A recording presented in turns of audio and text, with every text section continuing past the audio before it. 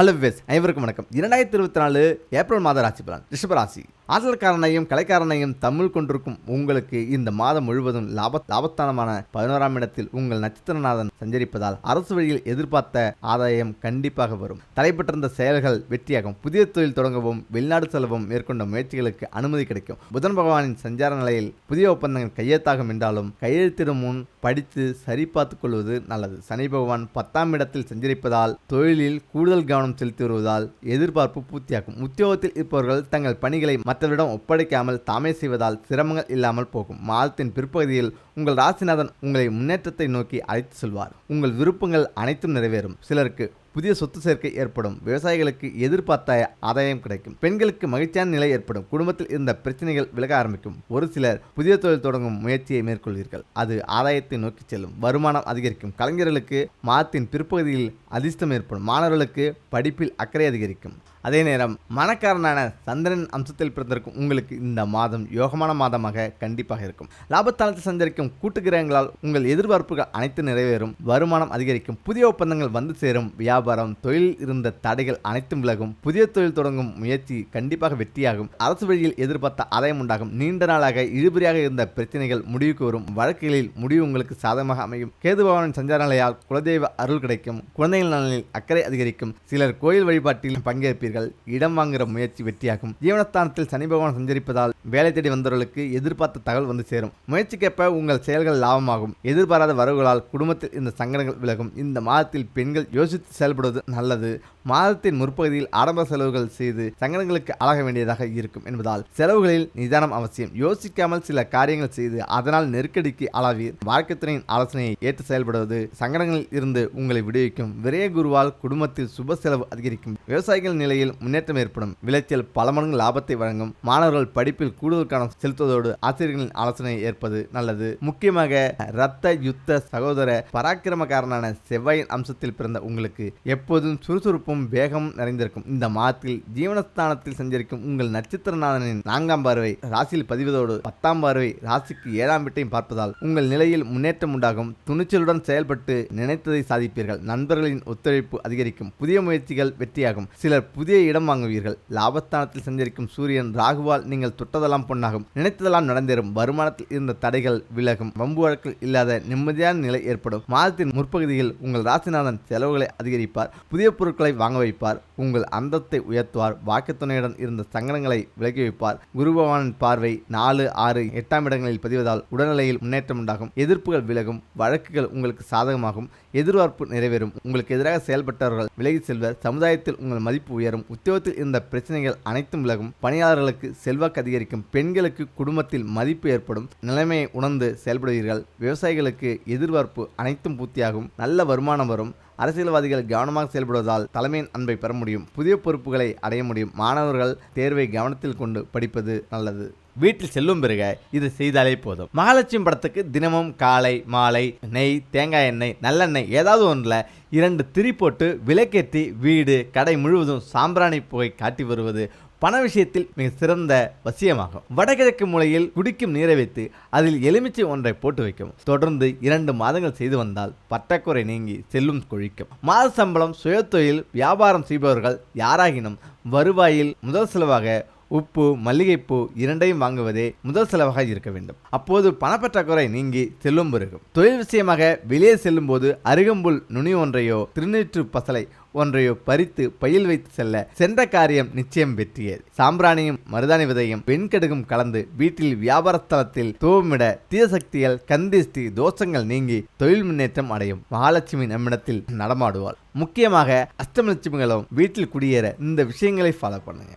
8 திசைகளிலும் சரியாக அமைப்பெற்ற வீட்டில் அஷ்டலட்சுமிகளும் குடியேறுவார்கள். நீங்கள் குடியிருக்கும் வீடோ உங்களது ஆரோக்கியத்தையும் வருமானத்தையும் வாழ்க்கையும் தீர்மானிக்கிறது. வீட்டின் எந்த திசை பாதிக்கப்பட்டால் எந்த நோய் வரும் என்று தெரிந்து கொள்ளலாம். தோஸ்தாகும் வாஸ்து. வாடகை வீட்டில் இருந்தபோது ஆரோக்கியமாக இருந்த நபர் சொந்த வீட்டிற்கு வந்த பின்னர் நோயினால் பாதிக்கப்பட்டு படுத்த படுக்கையாகி விடுவார். இதற்கு காரணம் வாஸ்துதான். குடும்ப உறுப்பினர்களின் ஆரோக்கியத்தில் ஏதேனும் பிரச்சனை இருந்தால் ஒட்டுமொத்த குடும்பமும் பாதிக்கப்பட்டு அவர்களுடைய சுமூகமான நடைமுறை வாழ்க்கையில் தடுமாற்றம் ஏற்படும். வாஸ்து நன்றாக இருப்பது பண வருமானத்துக்கு மட்டுமல்ல, உடல் ஆரோக்கியத்துக்கும் அவசியம். நோயற்ற வாழ்வே குறைவற்ற செல்வம் என்பார்கள். ஒருவர் நிறைய சம்பாதித்தும் நோயினால் பாதிக்கப்பட்டு அந்த பணத்தை மருத்துவமனைக்கு கொடுத்து கொண்டிருப்பார்கள். ஆம், நிலம், நீர், நெருப்பு, காற்று, ஆகாயம் ஆகிய பஞ்ச பூதங்களை அடிப்படையாக கொண்டுதான் நம் நாட்டின் நாட்டின் அனைத்து கலைகளுமே தோன்றியுள்ளன. நம் நாட்டின் கலைகளில் சித்த மருத்துவமும் இயற்கை மருத்துவமும் பஞ்சபூத சக்தியில் ஒன்று கூடுவதாலோ அல்லது குறைவதாலோ தான் மனிதனுக்கு நோய் வருகிறது என்றும் அவற்றை சரி செய்தாலோ அல்லது சமன் செய்தாலோ நோய் தீரும் என்பதும் செல்வம் பெருகும் என்பதை விளக்குகிறார்கள். திசைகளும் காற்று. ஒரு வீட்டின் வடமேற்கு மூலையில் இருந்து காற்று வரும்பொழுது அதில் ஆக்சிஜன் நிறைந்திருக்கிறது. வடக்கு மூலையில் இருந்து வரும் காற்றில் நீர் நிறைந்திருக்கிறது. தென்கிழக்கு மூலையில் இருந்து வரும் காற்றில் வருடத்தின் மிகுந்த நாட்களில் வெப்பம் மிகுந்து காணப்படுகிறது. தென்மேற்கு மூலையில் இருந்து வரும் காற்றில் வறட்சி அதிகமாக இருக்கிறது. ஒவ்வொரு வீடும் கிழக்கிலிருந்து சூரிய ஒளி பெறும் வகையில் அமைக்க வேண்டும். சூரிய ஒளி இல்லாவிட்டால் விட்டமின் குறைபாட்டினால் கார்போஹைட்ரேட், புரோட்டீன், கொழுப்பு ஆகியவைகளில் வளர்ச்சிதை மாற்றங்கள் பாதிக்கப்படக்கூடும். ஒவ்வொரு வீடும் கிழக்கிலிருந்து சூரிய ஒளி பெறும் வகையில் அமைத்தல் வேண்டும். சூரிய ஒளி இல்லையில் வைட்டமின் பற்றாக்குறையினால் கார்போஹைட்ரேட், புரோட்டீன், கொழுப்பு ஆகியவற்றின் வளர்சிதை மாற்றங்கள் பாதிக்கப்படக்கூடும்.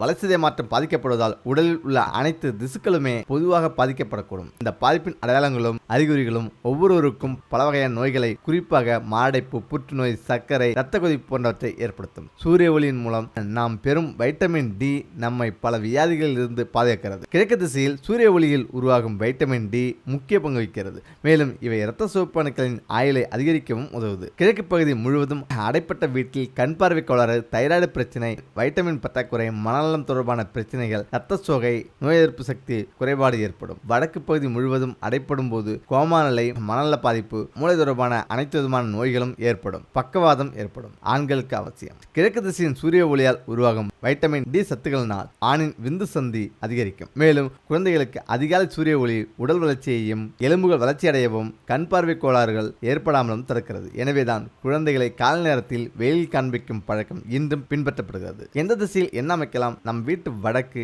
கிழக்கு திசையில் காலியிடம் விட வேண்டும். விளையாட்டு மைதானங்கள், நீச்சல் குளங்கள், பூங்காக்கள், காலியிடங்களோ மைதானங்களோ மேற்கையும் தெற்கையும் இருக்கக்கூடாது. தெற்கில் அதிக காலியிடங்கள், பள்ளங்கள் அந்த வீட்டில் உள்ள பெண்களுக்கு நோய் பாதிப்பு ஏற்படும். மேற்கில் அதிக காலியிடம் இருந்தால் அந்த வீட்டின் ஆண்களை பாதிக்கும். இதில் பெண்களின் ஆரோக்கியம். வடக்கு திசை செல்வ வளத்தை தரும். மகிழ்ச்சி, அறிவு, ஆற்றல், பெண்களின் வாழ்க்கை ஆகியவற்றை குறிக்கும். வடகிழக்கு உடல்நலம், அறிவு, முன்னேற்றம், புகழ், செல்வம், வம்ச விருத்தி ஆகியவற்றை குறிக்கும். கிழக்கு ஆண்களின் உயர்வுக்கும் புகழுக்கும் உரிய திசை. அறிவு, ஆற்றல், தந்தை, கௌரவம், பதவி ஆகியவற்றை குறிக்கும் திசையாகும். ஆண்களுக்கு பாதிப்பு. தெற்கு பெண்களின் தன்மை, நீதி, நேர்மை, உடல் ஆரோக்கியம் ஆகியவற்றை குறிக்கும் இது. தென்மேற்கு புத்திர பாக்கியம், குடும்ப தலைவன், மூத்த மகன், மூத்த மகள் ஆகியோர்களின் குணங்கள், உடல்நலம், நல்லெண்ணம், தொழில் ஆகியவற்றை குறிக்கும். மேற்கு ஆண்களின் புகழ், கௌரவம், உடல்நலம் ஆகியவற்றை குறிக்கும். வடமேற்கு குடும்ப உறவுகள், உடல் உறவுகள், மன நிம்மதி, நட்பு, வியாபாரம், வழக்குகள், அந்தஸ்து ஆகியவற்றை குறிக்கும். தென்கிழக்கு சுபகாரியம், பெண்களின் உடல்நலம், ஆண்களின் நன்னடத்தை, காமம், கலைகளில் தேர்ச்சி ஆகியவற்றை குறிக்கும். இதயம் பாதிக்கும். வீட்டின் தெற்கு பகுதியில் வாஸ்து தவறாக இருந்தால் வீட்டில் உள்ள பெண்களின் உடல்நலம் மட்டும் பாதிக்கப்படும். கர்ப்பப்பை தொடர்பான பிரச்சனைகள் ஏற்படும். இரத்த நாளங்கள் தொடர்பாக அனைத்து விதமான நோய்களும் ஏற்படும். கேன்சர், குடல் சம்பந்தமான அனைத்து விதமான நோய்களும் ஏற்படுகிறது. தென்மேற்கு பகுதியில் தவறாக அமைந்தால் கிட்னி தொடர்பான பிரச்சனைகள் ஏற்படும். ஆண்களுக்கு இதயம் பாதிக்கும். முக்கியமாக பெண்களுக்கு கர்ப்பப்பை தொடர்பான பிரச்சனைகளும், பித்தப்பை, கல்லீரல், கணையம், முதுகு தண்டுவிடம், பாலின உறுப்புகளில் பிரச்சனைகள் ஏற்படும். எலும்பு பாதிப்பு. மேற்கு மற்றும் வடமேற்கு தவறாக இருக்கும் பட்சத்தில் எலும்பு மத்தியில் பிரச்சனை ஏற்படும். முழங்கால் வலி, மூட்டு அறுவை சிகிச்சை செய்வது, கால்களில் அடிக்கடி முறிவு ஏற்படுவது, கைகளில் அடிக்கடி முறிவு ஏற்படுவது, கால் பாதங்களில் அடிக்கடி பிரச்சனை வருவது, மனநலம் கெடுவது, கண் பார்வை தொடர்பான பிரச்சனைகள் ஏற்படுவது, கர்ப்பப்பை அகற்ற வேண்டியிருக்கும். குழந்தை பாக்கியம் பாதிக்கும். வீடு அமைப்பில் தவறு இருக்கும் பட்சத்தில் அந்த தவறான அமைப்புக்கு உண்டான நோய் ஏற்படும். வாஸ்து கோளாறுகளை சரி செய்தால் நோய் பாதிப்பில் இருந்து தப்பிக்கலாம். இதில் வாஸ்து தோஷம் நீக்கும் பரிகாரம். வீட்டின் வடகிழக்கில் துளசி, நந்தியாவட்டை போன்ற பூச்சி செடிகள் வளர்க்கலாம். பூஜை அறையில் வலம்புரி சங்கு, சாலக்கிராமம் வைத்து பூஜை செய்யலாம். பூஜைகளின் மூலம் வாஸ்து தோஷங்களை நீக்கலாம். வீட்டின் பூஜை அறையில் தினமும் விளக்கேற்றி ஊதுவத்தி காண்பித்து சாமிப்படங்களுக்கு பூஜை செய்து வந்தாலே போதும், எந்த தீய சக்தியும் அண்டாது. தினமும் காலையில் கிழக்கு நோக்கி தீபமேற்றி ஓம் நமோ வாஸ்து புருஷாய நமக என மந்திரத்தை 27 முறை ஜபியுங்கள். செவ்வாய், வெள்ளிக்கிழமை மாலையில் வீடு முழுவதும் சாம்பிராணி புகையை போட்டு கந்தசஷ்டி கவசம், சிவபுராணம், லலிதா சகஸ்ரநாமம், விஷ்ணு சகஸ்ரநாமம், காயத்ரி மந்திரம் போன்ற ஸ்லோகங்களை ஒலிக்க வைப்பது அனைத்து விதமான பிரச்சனைகளையும் நீக்கி உங்களை செல்வ செழிப்போடு வைத்திருக்கும். முக்கியமாக பார்க்கடலில் வாசம் செய்பவர் மகாலட்சுமி. எங்கும் நீக்கமர பார்க்கடலில் முழுவதுமாக இருப்பது உப்பாகும். எனவே இந்த உப்பில் மகாலட்சுமி என்றும் நிறைந்திருக்கிறாள் என்பது ஐதீகமாக இருந்து வருகிறது. அதனால்தான் எல்லா விஷயத்திற்கும் கல்லுப்பு பயன்படுத்தப்படுகிறது. ஆரோக்கியத்திற்கும் தூளுப்பை விட கல்லுப்பு தான் சிறந்தது என்று விஞ்ஞானமும் கூறுகிறது. வீட்டில் மகாலட்சுமி நிரந்தரமாக இருக்க வேண்டும் என்றால் எல்லோரும் கல்லுப்பை முதலில் பயன்படுத்த துவங்க வேண்டும். கல்லுப்பை கைகளால் எடுத்து சமைக்கும் பொழுது சமையலும் ருசிக்கும், குடும்பமும் பொருளாதார ரீதியாக முன்னேறும் என்கிற ஒரு சூட்சமமான குறிப்பு உண்டு. முந்தைய காலங்களில் எல்லாம் நம்முடைய பெண்கள் கல்லுப்பை கைகளால் எடுத்து அளவாக போடுவதை நாம் பார்த்திருக்கிறோம். ஆனால் இன்று தூளுப்பை பயன்படுத்த துவங்கியதால் பல பிரச்சனைகளுக்கு ஆளாக வேண்டியிருக்கிறது. அதுபோல ஒரு சிறிய அகல விளக்கில் கல்லுப்பை நிரப்பி வீட்டு வாசலுக்கு வெளியே ஏதாவது ஒரு இடத்தில் வைத்து விட்டால் போதும், வீட்டுக்குள் துஷ்ட சக்திகள் அணுகாது என்கிற ஒரு பரிகாரமும் உண்டு. சிலருடைய வீட்டிற்கு வாசலிலேயே இதுபோல செய்து வைத்திருப்பதை நாம் காண முடிகிறது. வெளியில் இருந்து வீட்டை பார்ப்பவர்களுடைய கந்திஷ்டி கழியும் என்பதாலும் துஷ்ட சக்திகள் வீட்டுக்குள் நுழையாது என்பதாலும் இவ்வாறு அகல் விளக்கில் கல்லுப்பு நிரப்பி வைக்கப்பட்டிருக்கிறது. கல்லுப்பை நிரப்பி வரவேற்பறையில் எங்கேயாவது ஒரு மூலையில் வைத்தாலும் செல்வம் பெருகுவதாக ஒரு நம்பிக்கை உண்டு. ஆனால் இதை கண்ணாடி பவுலில் போட்டு வைக்க வேண்டும். அதே போல கல்லுப்பு பீங்காஞ்சாடிகளில் வைப்பது ரொம்பவே விசேஷமான சக்திகளை கொடுக்கக்கூடியது. உங்களுடைய அடுப்பிற்கு வலதுபுறத்தில் கல்லுப்பை பெரிய ஜாடிகளில் வைத்திருக்க வேண்டும். பெரிய பெரிய ஜாடிகளில் உப்பு, ஊறுகாய் போன்றவற்றை நிரப்பி வைத்திருந்தால் அங்கு செல்வம் பெருகும் என்பது ஐதீகம். குபேரவாசம் உண்டாகும். இதனால் பணம், செல்வம் கொழிக்கும். அதுபோல கல்லுப்பை நீங்கள் பூஜை அறையிலும் வைக்க வேண்டும். பூஜை அறையில் பித்தளை, செம்பு அல்லது வெள்ளி கிண்ணத்திலும் நீங்கள் கல்லுப்பை நிரப்பி வைக்கலாம். தினமும் வைக்க முடியாவிட்டாலும் வெள்ளிக்கிழமையில் மகாலட்சுமிக்கு பூஜை செய்யும் பொழுது கல்லுப்பை வைத்து பூஜை செய்ய வேண்டும். அதுபோல அன்னபூரணிக்கு